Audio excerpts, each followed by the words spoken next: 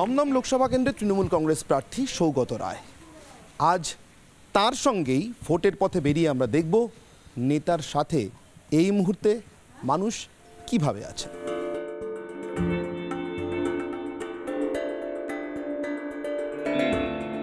এই মুহূর্তে প্রাতরাশ সারছেন সৌগতবাবু, প্রায় শেষের দিকে, ফল চলছে।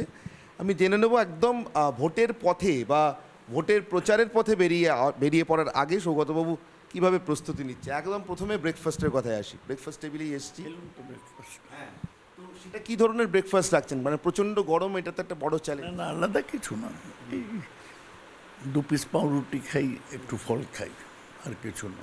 সারা বছর যা খান সেটাই রাখছেন। তাই আচ্ছা, প্রচার কি কোনো কারণে, মানে যেহেতু হিটওয়েভ চলছে, আমরা সেই সময়ের মধ্যেই এসছি, প্রচার কি কোনো কারণে একটু তাড়াতাড়ি শুরু করছেন সকালবেলা তাপের জন্য? চেষ্টা করছি, কিন্তু লোক তো রেডি হতে সময় লাগে, সুতরাং এর মধ্যেই করছি, খুব আলাদা কিছু না। ওই 8টা সাড়ে 8টার মধ্যে শুরু করব। আচ্ছা, এক কথায় যদি বলি তাহলে আপনি সকাল সকাল বেরোচ্ছেন, আর এটা ভোটের প্রচারের দিক থেকেও প্রায় সকালই, এখনও ভোটের অনেকটা বাকি দমদম কেন্দ্রে। সকাল দেখে বলা হয় যে দিনের পূর্বাভাস বোঝা যায়। আপনি কি বুঝছেন দিনের পূর্বাভাস?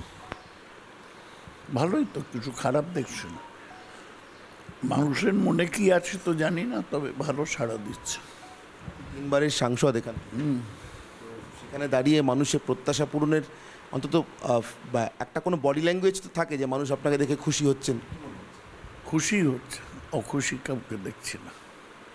এত প্রার্থী অনেক জায়গাতে গিয়ে নানা রকম ক্ষোভ টোভের মুখে পড়ছেন, কিন্তু সৌগত রায়কে এখনও পড়তে দেখিনি। আশঙ্কা হয় হতে পারে? আমি খুব হয় এরকম কিছু করিনি। আর বেসিক্যালি আপনারা এটাকে করে দিয়েছেন, এটা তো বুঝতে হবে যে এমপির কাজ কী। এমপির কাজ কি পাড়ার রাস্তা, জল, ড্রেন দেখা? না, ইস্যু এখানে অনেক বড়। মোদি সরকার সেকুলারিজমকে ডিস্ট্রয় করছে, সেইটা ইস্যু। সিটিজেনশিপ অ্যামেন্ডমেন্ট অ্যাক্ট এনে সংখ্যালঘুদের সমস্যায় ফেলছে, এটা একটা ইস্যু। এখন এই ইস্যু দৈনিক প্রচারে হয় না, যখন মিটিং করব তখন উঠবে। এখানে একটা কথা জিজ্ঞাসা করব, তারপরে আপাতত ব্রেকফাস্ট টেবিলের কথা শেষ করব। এই এত বড় একটা লোকসভা ভোট, আপনি বলছিলেন এখানে ইস্যু তো অনেক বড়, রাস্তা জল তো সত্যি এটার ইস্যু নয়। সেই লোকসভা ভোটটা কি সেইভাবে লড়া হচ্ছে? মানে সবাই লড়ছে আপনার মনে হচ্ছে? লড়ছে না, লোকে মাইনর ইস্যুতে চলে যাচ্ছে। একটা এমপি কি করতে পারে?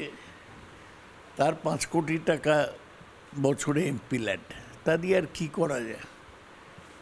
আর সে চেষ্টা করা উচিত যে বড় প্রজেক্ট যদি এলাকায় নিয়ে আসা যায়, কিন্তু বড় ইস্যু আসছেই না প্রচারে। এই আমি আপনাদের সাথে ছিলুম, এমপি ল্যান্ডে এই স্কুলে টাকা দিয়েছি, এই ধরনের সব প্রচার। আরও লেভেলটা আর একটু উঠলে ভালো হতো।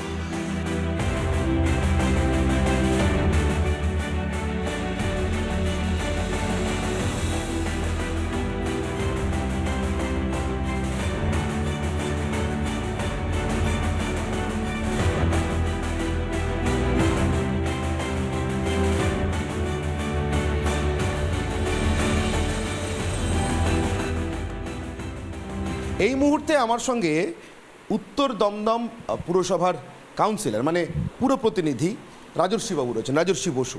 সৌগতবাবুর ছায়াসঙ্গী এই প্রচারে সর্বক্ষণ প্রায় সর্বলগ্নে সৌগতবাবুর সঙ্গে রয়েছেন।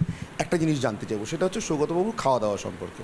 যদিও দুপুরে আসবো আমি খাওয়ার সময়, এখন বেরোচ্ছি তো, সকাল থেকে নিশ্চয়ই দুপুরে কি খাওয়া হবে তার একটা প্রস্তুতি থাকে, বাজার টাজার ইত্যাদি, সেটা কিভাবে হয়? আপনি কি করছেন? নর্মালি সিম্পল খাবারই খান উনি। সকালবেলা একটু পাউরুটি বা একটু ফল, এই সমস্ত খান। দুপুরে ডাল, একটু আলু ভাজা, ভাত, একটু সামান্য কোনো তরকারি, আর হালকা মাছের ঝোল।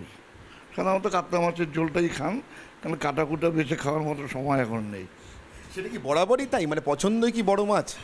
হ্যাঁ হ্যাঁ, এটা খেতে খুব একটা পছন্দ না না না। আর যেটা ভালোবাসতো, যেটা এখন খান না, সেটা হচ্ছে মটন। এককালে খুব ভালোবাসতেন, এখন ইলেকশনের সময় তো খানই না। এমনিতেও স্বাস্থ্যের জন্য বোধহয় খুব একটা খান না। না, এখন খান না। তো আপাতত ছোট মাছের ঝোল আর ছোট কাতলা, এটাই দুপুরবেলা যদি মাছ খান তাহলে, আদারওয়াইজ খুব হালকা। আর নাহলে দেশি চিকেন মাঝে সাঝে দুই এক সময়, খুব খুব লাইট রান্না, খান কিরকম? না খুব অল্প, কোনো কালী বোধহয় খুব একটা পরিমাণে বেশি খেতে, বহু আগে খেতেন। হ্যাঁ, দেখ মানে সেটা বোধহয় অনেকদিন আগে। সেটা বছর 15 আগে। আচ্ছা, বেশ। অর্থাৎ আপাতত বাজারের প্রস্তুতি চলছে, দুপুরবেলা প্রচারের প্রথম পর্ব সেরে এসে সৌগতবাবু যখন খাবেন তখন পাতে কী কী থাকে নিশ্চিতভাবে আমরা দেখব, কিন্তু তার একটা আভাস সকালের বাজারে যাওয়ার আগে আমরা নিয়ে রাখলাম। সৌগতবাবুর রান্নাঘরের দায়িত্বে যে দিদি পারমিতা দি, আপাতত সৌগতবাবুকে সুস্থ শরীরে রাখা তার একটা বড় চ্যালেঞ্জ। খাবার থেকে অন্তত যেন কোনো রকম কোনো শরীর খারাপের কারণ না ঘটে। পারমিতা দি, কী ধরনের রান্নাবান্না করছেন সৌগতবাবু? আমি হালকাই রান্না করছি, মুসুর ডাল, মাছের ঝোল আলু দিয়ে, কখনো বড়ি দিচ্ছি, মানে এক এক দিন এক এক রকম করার চেষ্টা করছি। ফুলকপি মাছের ঝোল হালকা, মশলা কম, খুবই একদম কম মশলা হ্যাঁ, দিয়ে। কম মশলা দিয়ে। এটা কি গরমের জন্য বিশেষ? হ্যাঁ, গরমের জন্য। আর এমনিতে দাদা বেশি মশলা পছন্দ করে না, অল্প মশলা দিলেই ভালোবাসেন। তেল মশলার খাবার পছন্দ করেন না, অর্থাৎ তেল মশলাদার খাবার যাতে কোনোভাবে সৌগতবাবুর পাতে না পড়ে সেদিকে কড়া নজর আছে পারমিতাদি। তার কারণ সৌগতবাবু সারা বছরই সেটা পছন্দ করেন না, আর এই গরমের সময় তো একেবারেই তেল আর মশলা এড়িয়ে চলছেন।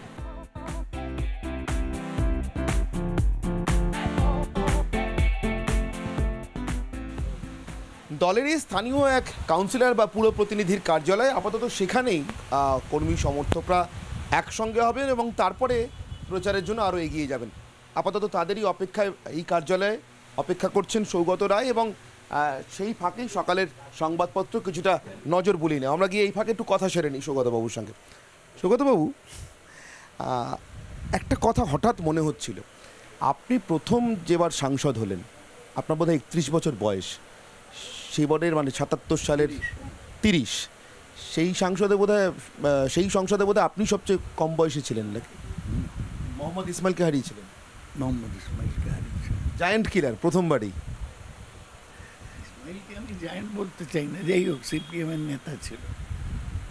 ব্যারাকপুরে দাঁড়িয়ে সেই সময় মোহাম্মদ ইসমাইলকে হারানো মানে তখন তো অবিসংবাদী নেতা, প্রায় শ্রমিক আন্দোলনের সিটুর।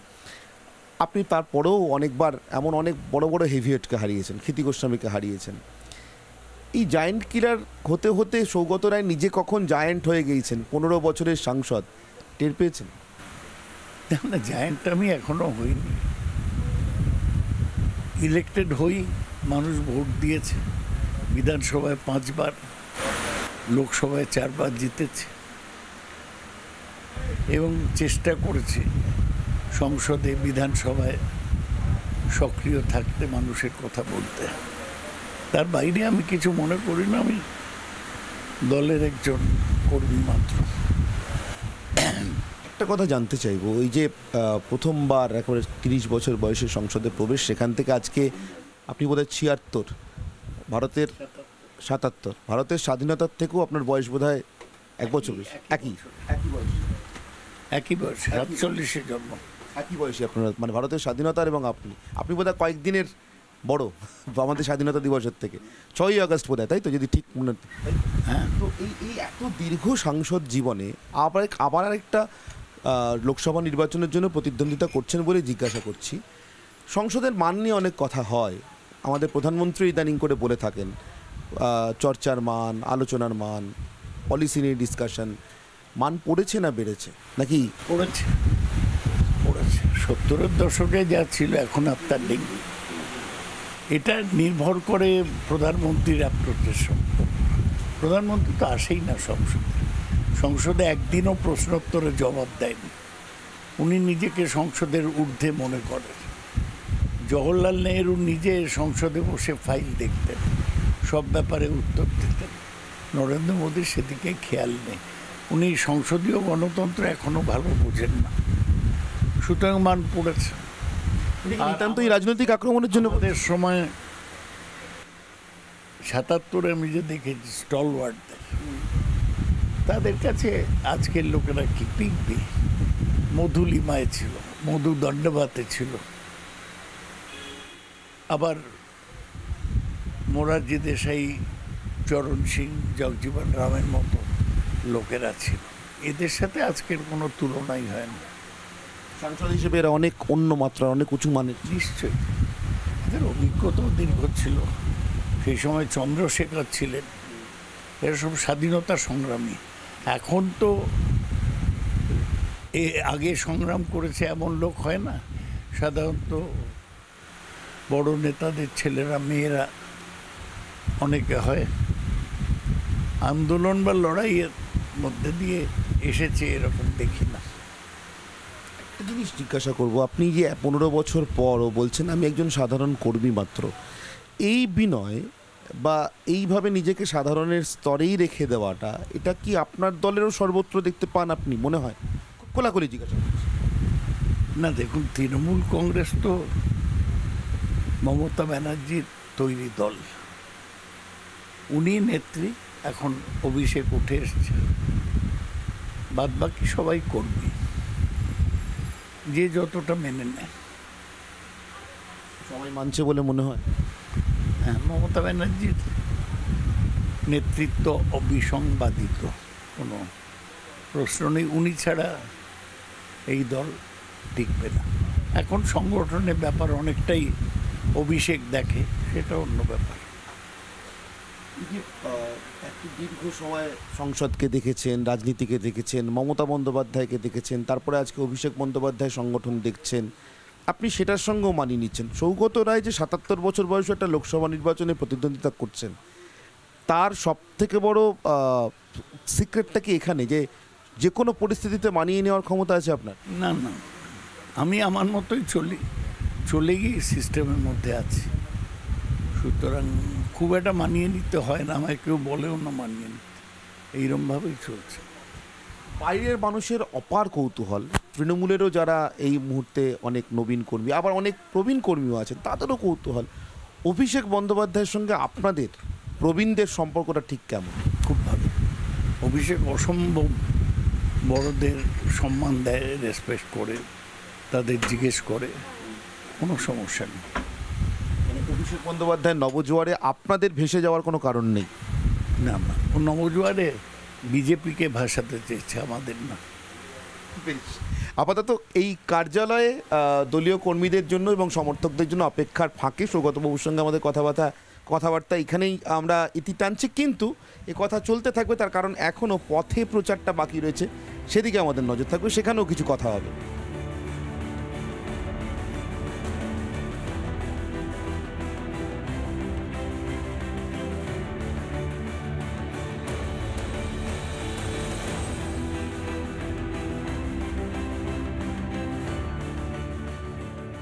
এই মুহূর্তে সৌগত রায়ের প্রচার চলছে দমদম লোকসভা কেন্দ্রের তৃণমূল কংগ্রেস প্রার্থী, আর তার সেই প্রচারের গাড়িতে আমরা রয়েছি। সৌগতবাবু, আমি বারবার দেখছিলাম সায়ন্তিকা এই গাড়িতে আপনার সঙ্গে নেই, তার প্রচার কর্মসূচি আলাদা, কিন্তু বারবার আপনি মনে করিয়ে দিচ্ছেন আপনার কর্মীদের, যারা মাইকে বলছেন প্রত্যেককে সায়ন্তিকার কথাটাও বলো। নিশ্চয়ই। এতদিনের সাংসদ জীবন আপনার, এখনও প্রথমবার ভোটে লড়তে যাওয়া একজনের কথা মনে রেখে এভাবে বলা, কীভাবে? না, এটা তো আমার দায়িত্ব। মমতা ব্যানার্জি পাঠিয়েছেন সায়ন্তিকাকে, তাকে বেশি ভোটে জেতান আমার দায়িত্ব। তাপস রায় আমাদের সাথে বিশ্বাসঘাতকতা করে চলে গিয়েছে, শুধু আমাদের বেশি ভোটে সায়ন্তিকাকে জেতাতে হবে। আরেকটা কথা জানতে চাইবো সৌগতবাবু, এই যে আপনি আসছিলেন, আমি এই গোটা প্রচার গাড়িটায় দেখছিলাম, আপনি হাত নাড়ছেন, আরও একটি মালা, বেশ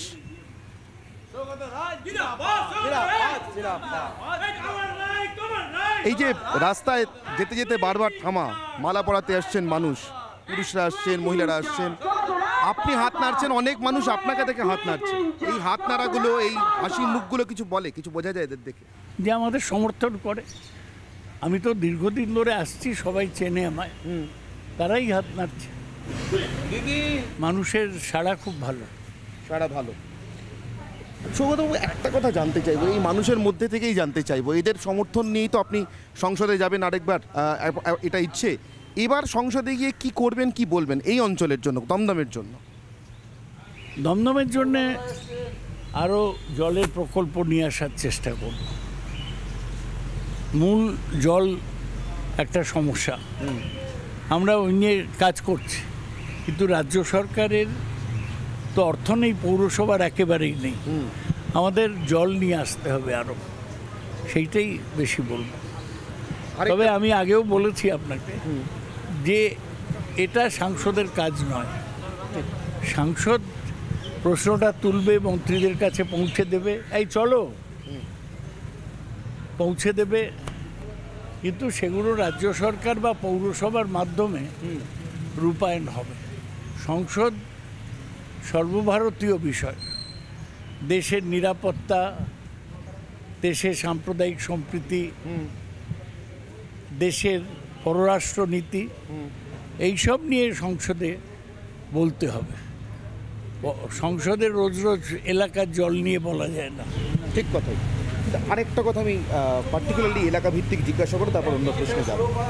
ডেঙ্গি মানে মশাবাহিত রোগগুলোর মধ্যে ডেঙ্গি এই মুহূর্তে দমদম তো বটেই, সার্বিকভাবে ডেঙ্গি এখন শহর থেকে আধা শহর বা গ্রামেও ছড়াচ্ছে। এই তোমরা বলো না, পলিসির বিষয়, পলিসিগত বিষয়, সেইটা কিভাবে সংসদে? না না, আমাদের পৌরসভাগুলো অসম্ভব কাজ করছে। প্রত্যেক পৌরসভায় ডেঙ্গির মেয়েরা আছে, ওরা বাড়ি বাড়ি গিয়ে দেখছে জল জমছে কি, ডিসইনফেক্টেন্ট দিয়ে আসছে। ওই ডেঙ্গির মেয়েরা অসাধারণ কাজ করছে প্রতিটা এলাকায়। এই গাড়ি থেকে আমার আরেকটা লাস্ট প্রশ্ন, এত রকমের টুপি থাকতে পানামা হ্যাট, সৌগত বাবু কি গাভাস্কার ভক্ত? না না, মাথাটা কভার করে হালকা টুপি। ক্রিকেট ভক্ত সৌগত রায় কোনো গাভাস্কার প্রীতি ছিল কি? না, এটা সুবিধা। গাভাস্কার অনেক বড় ক্রিকেটার, দেশের আইকন। দেখছিলাম সৌগত বাবুর উদ্দেশ্যে হাত নাড়ছেন, তাই জিজ্ঞাসা করতে এলাম। হ্যাঁ, কেমন সাংসদ সৌগত বাবু? খুব ভালো, খুবই ভালো মানুষ। এখানে অনেক কাজ করেছে, খুব ভালো করেছে, রাস্তাঘাট করেছে, অনেক কিছু জল প্রকল্প করেছে, অনেক কিছুই করেছেন উনি। মানে সাংসদ হিসেবে সৌগত রায় সব খুবই ভালো, খুবই ভালো। 4 বারের জন্য ভোট চাইতে এসেছেন, মানে 3 বার তো সাংসদ হয়ে গেছে, ভোট দেবেন? খুব ভালো, হ্যাঁ নিশ্চয়ই ভোট দেবো, কেন দেবো না, 100 বার দেবো। এক কথায় বলতে গেলে দমদমের এই অঞ্চলে যেখানে এই মুহূর্তে সৌগত রায় প্রচার করছেন, সেখানে কিন্তু সাংসদ হিসেবে তার যথেষ্ট জনপ্রিয়তা। এরা বলছেন, প্রকাশ্য রাস্তায় দাঁড়িয়েই বলছেন ভোট দেবো সৌগত রায়কে, তার কারণ তিনি অনেক উন্নয়ন করেছেন এই অঞ্চলের। দেখা যাক সৌগত রায়ের ভোট ভাগ্য সামনের দিকে, মানে সামনের রাস্তাটায় কীভাবে এগোয়।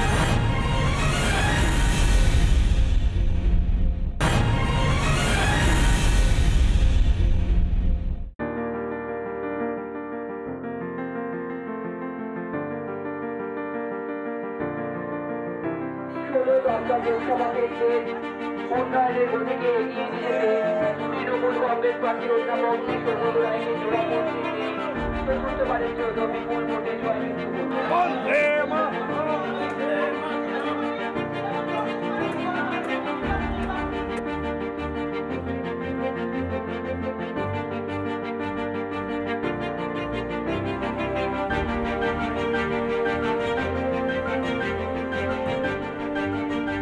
এত মহিলাদের সমর্থন, এই ভোটে কি স্ত্রী আছে? এই ভোটে স্ত্রী আছে, স্ত্রী আছে তো। মহিলারা থাকা মানেই ভদ্রতা। এরা সব ভদ্র, ভালো ঘরের বউ, এরা কেউ মেয়ে। আর মমতা ব্যানার্জি লক্ষ্মীর ভাণ্ডার দেবার পর মহিলাদের সমর্থনটা উদ্বেল হয়ে উঠেছে, উপচে পড়ছে, তার বেনিফিট আমরা পাচ্ছি। একটা কথা সৌগতবাবু খুব খোলাখুলি জিজ্ঞাসা করবো, তারপরে আমি আপনাকে একটু জিরিয়ে, আপনি জানি এখানে শেষ হয়েছে, একটু জিরোবেন, ছেড়ে দিচ্ছি আমি। তারপরে সেটা হচ্ছে, শহরাঞ্চলে অনেক রাজনৈতিক দলেরই ধারণা আছে যে এই স্ত্রী ইত্যাদি প্রকল্প এগুলো বোধহয় গ্রামের মানুষের জন্য। শহরের ভোটে আদৌ কি এর কোনো প্রভাব পড়ে? অসম্ভব প্রভাব পড়ে। শহরে 70% লোক বস্তিতে থাকে, 30% লোক পাকা বাড়িতে, তারা ভীষণভাবে বেনিফিটেড, বস্তিবাসীরা। সেই আশীর্বাদ আপনি পাবেন একদম। সৌগতবাবু ভীষণ রকমভাবে আশাবাদী যে স্ত্রীর যাবতীয় আশীর্বাদ তার উপরেও বর্ষিত হবে স্ত্রী হয়ে। এর পরের কর্মসূচিতে যাওয়ার আগে আপাতত এই প্রচণ্ড দাবদাহের মধ্যে একটু জিরিয়ে নেওয়া, 2টো ওয়ার্ডের পদযাত্রা শেষ করে আপাতত একটু জিরোবেন দমদম লোকসভা কেন্দ্রের প্রার্থী সৌগত রায়।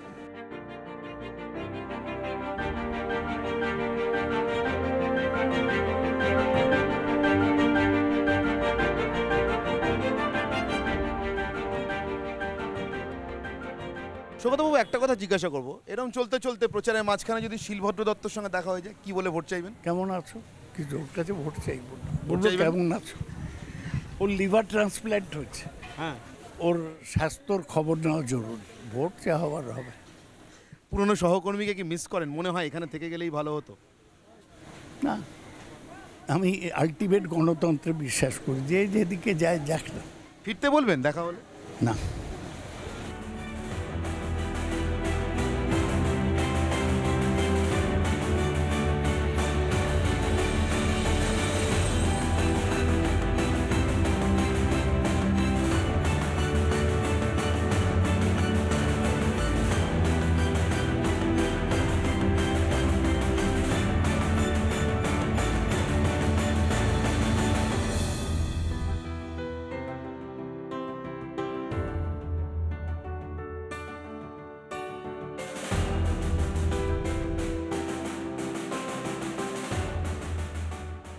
দুপুরের খাওয়া কি হতে পারে তার একটা আন্দাজ আপনাদেরকে সকালবেলায় দিয়েছিলাম, যে বাজার কি হচ্ছে সেই আন্দাজ মেনে একেবারেই সাদামাটা খাওয়া। দুপুরে একেবারে আমরা যাকে বলি প্লেন মাছের ঝোল ভাত, মানে খুবই অল্প তেল মশলায় মাছের ঝোল আর ভাত, এই সৌগতবাবু খাচ্ছেন।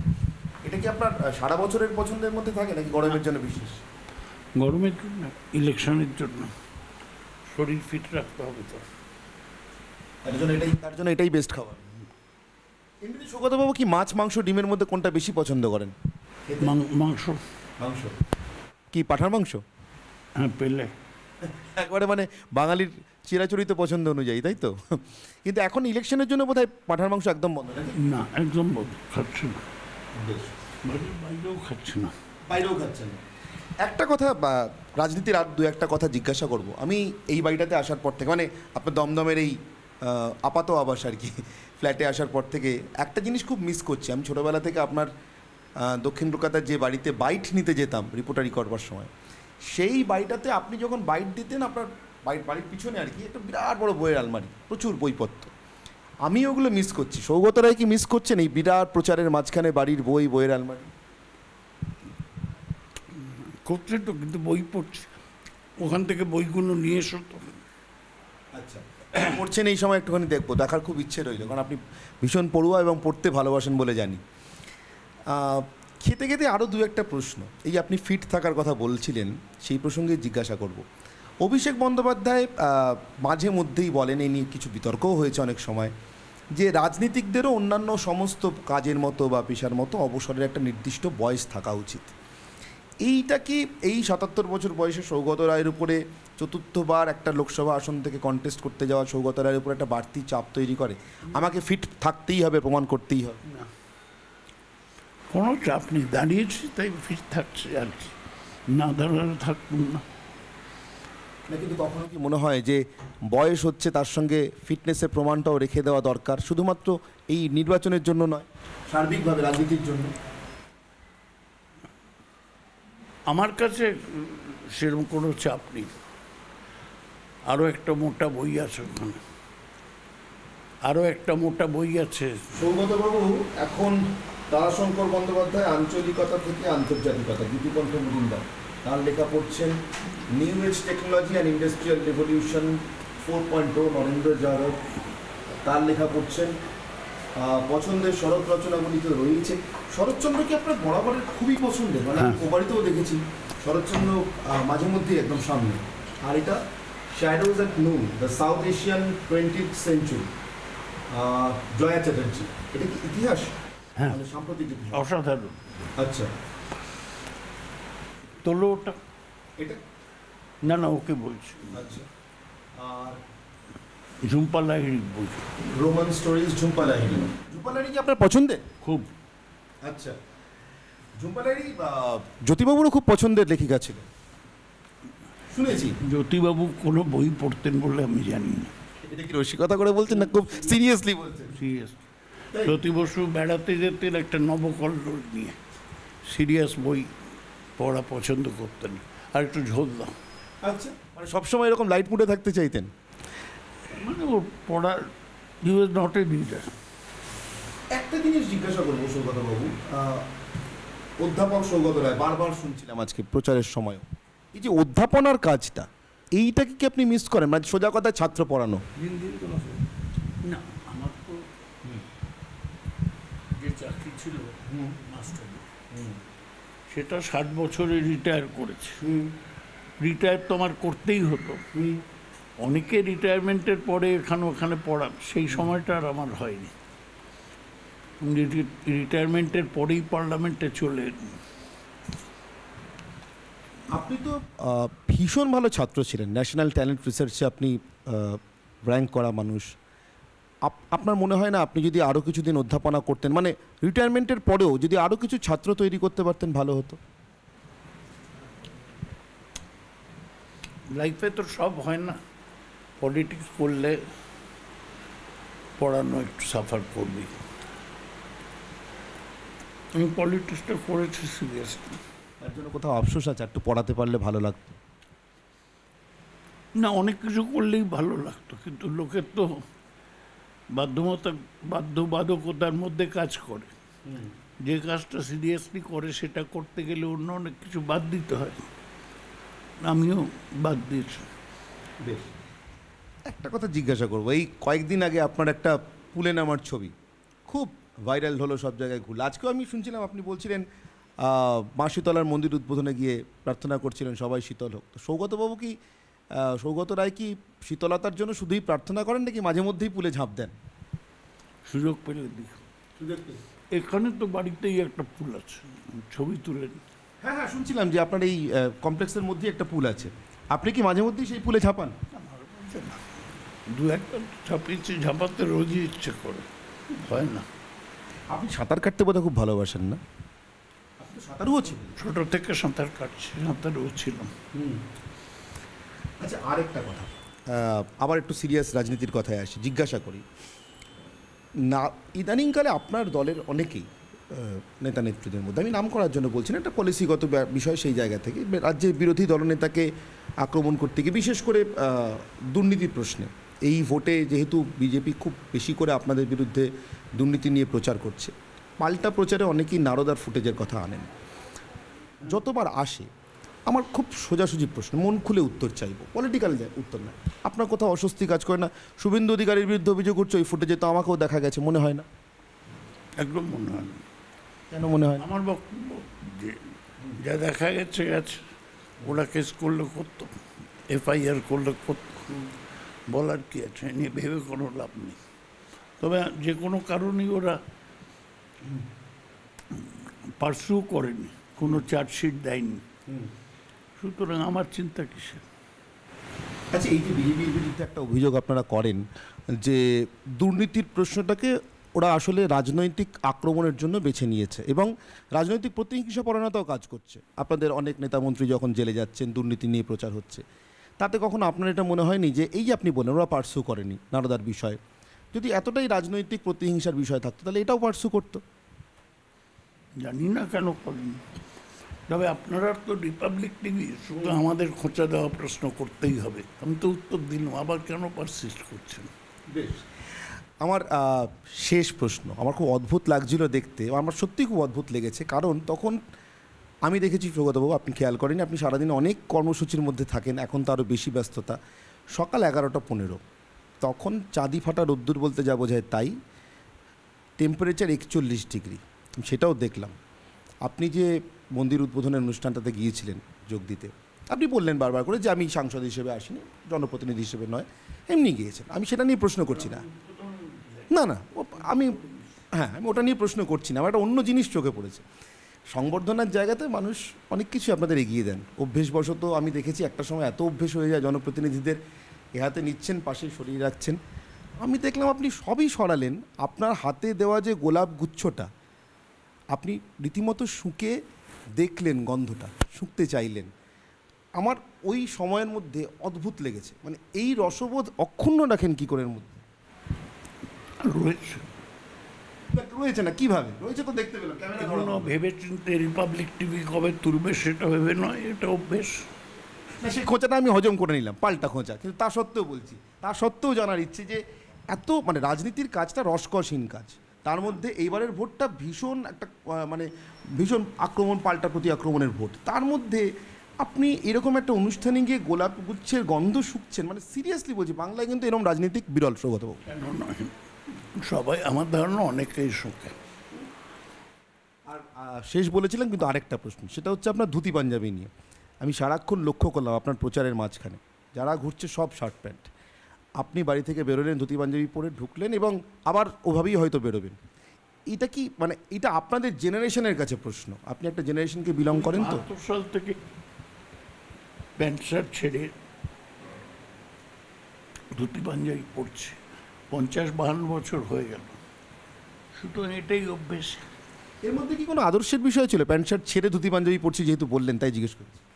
হ্যাঁ, আইডেন্টিফাই করা। আমাদের পশ্চিমবাংলার ট্র্যাডিশন হচ্ছে পলিটিক্সের ধুতি পাঞ্জাবি পড়া রাজনীতিবিদ। আমি সেই ট্র্যাডিশন ফলো করেছি। আমাদের আগের নেতারা অতুল্য ঘোষ, প্রফুল্ল সেন, অজয় মুখার্জি ধুতি পাঞ্জাবি পড়তেন, জ্যোতি বসু, বিনয় চৌধুরী পড়তেন, আমিও পড়ছি, ছাড়িনি।